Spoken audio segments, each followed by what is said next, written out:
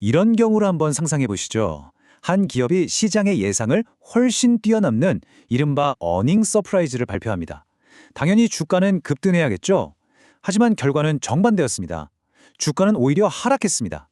바로 우리나라 2차 전지 대표주자 에코프로비엠의 이야기입니다. 오늘 이 미스테리한 현상 뒤에 숨겨진 시장의 진짜 속마음은 무엇인지 한번 깊이 파헤쳐 보겠습니다. 좋은 실적이 발표됐는데 이게 더 이상 좋은 소식이 아니라면 대체 우리는 무엇을 놓치고 있는 걸까요? 이 질문에 대한 답을 찾기 위해 지금부터 단서를 하나씩 따라가 보겠습니다.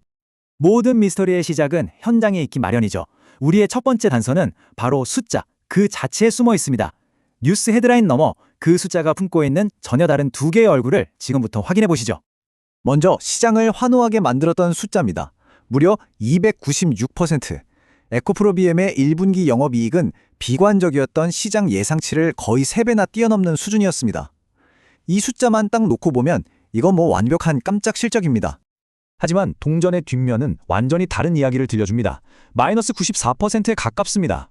작년 같은 기간과 비교하면 회사의 이익이 사실상 증발해버렸다고 해도 과언이 아닌 수준입니다. 이 엄청난 괴리감, 이것이 바로 이번 미스테리의 첫 번째 실마리입니다. 결국 투자자들은 이 두 가지 사실 앞에서 선택을 해야만 했습니다. 아주 낮아진 기대치를 겨우 넘어선 것과 회사의 핵심적인 돈 버는 능력이 1년 만에 붕괴된 것. 시장의 선택은 명확했습니다. 투자자들은 안도의 한숨 대신 현실의 심각성에 더 주목했던 겁니다. 여기서 시장 컨센서스라는 개념을 잠깐 짚고 넘어가야 하는데요. 간단히 말해 애널리스트들의 평균 눈높이라고 보시면 됩니다. 에코프로비엠의 경우 이 눈높이가 이미 바닥까지 내려와 있었던 겁니다. 그러니 그 낮은 허들을 넘었다는 사실만으로는 투자자들의 마음을 되돌리기엔 역부족이었던 것이죠. 자, 그런데요. 이건 에코프로비엠만의 문제는 아니었습니다. 이제 시야를 조금 더 넓혀보면 이 기업을 둘러싼 산업 전체에 거대한 퍼펙트 스톰이 몰아치고 있었다는 걸 알 수 있습니다. 그 폭풍의 정체는 이렇습니다. 먼저 전 세계적으로 전기차 수요가 주춤하기 시작했고요.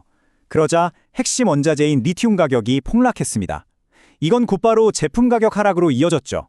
결국엔 물건은 덜 팔리는데 제값도 못 받는 최악의 상황, 즉 수익성 악화라는 피할 수 없는 악순환에 갇히게 된 겁니다. 자, 이제부터가 이번 미스터리의 진짜 핵심입니다. 시장의 생각이 어떻게 그리고 얼마나 바뀌었는지를 보여주는 아주 흥미로운 비교가 하나 있습니다. 정반대의 운명을 맞이한 두 기업의 사례를 통해 시장이 지금 무엇을 새롭게 요구하는지 확인해 보겠습니다. 이 표를 한번 보시죠. 정말 아이러니하지 않습니까? 왼쪽의 에코프로비엠은 예상을 상회했는데도 주가는 하락했습니다. 그런데 오른쪽의 HD현대중공업은 예상을 한참 밑도는 어닝 쇼크를 기록했는데도 주가는 폭등했습니다. 상식적으로는 도저히 이해하기 힘든 결과죠. 대체 시장은 무엇을 보고 있었던 걸까요? 정답은 바로 미래 잠재력이었습니다. 시장은 HD현대중공업의 당장 꺾인 실적을 본 게 아니었습니다. 그보다는 특수선과 방산 분야에서 앞으로 펼쳐질 그 거대한 미래 성장 이야기에 베팅한 겁니다. 지금의 숫자가 아니라 내일의 스토리를 산 것이죠. 반면에 에코프로비엠은 어땠을까요? 과거의 그 폭발적인 성장 스토리는 이제 힘을 잃어가는데 주춤하는 전기차 시장을 넘어설 만한 어떤 새로운 성장 이야기를 보여주지 못했습니다. 시장은 바로 이 비전의 부재에 내놓한 평가를 내린 셈입니다. 네, 그렇습니다. 이게 바로 이번 사태가 우리에게 던지는 가장 중요한 메시지입니다. 시장은 더 이상 단기적인 숫자에 일희일비하지 않는다는 것. 투자자들의 심장을 다시 뛰게 할 만한 그런 설득력 있는 미래 성장 서사, 바로 이것을 요구하고 있다는 겁니다. 그렇다면 이렇게 까다로워진 시장에서 우리 투자자들은 이제 무엇에 주목해야 할까요? 오늘 얻은 통찰의 바탕으로 우리의 투자 전략을 한번 점검해 보겠습니다. 우선 냉정한 현실부터 마주해야 합니다. 전문가들은 에코프로비엠의 실적 부진이 적어도 2분기까지는 계속될 가능성이 높다고 경고합니다. 이것이 일시적인 감기가 아니라 당분간 지속될 수 있는 구조적인 문제일 수 있다는 뜻이죠. 섣부른 반등 기대는 금물이라는 신호입니다. 그렇다면 앞으로의 관전 포인트는 명확해집니다. 첫째, 꺾였던 전기차 수요가 다시 살아나는지. 둘째, 원자재 가격이 바닥을 다지고 안정을 찾는지. 그리고 이 모든 것보다 어쩌면 가장 중요한 세 번째, 에코프로비엠 스스로가 이 위기를 돌파할 새로운 성장 카드를 시장에 보여줄 수 있는지. 바로 이 마지막 질문에 모든 것에 답이 달려 있습니다.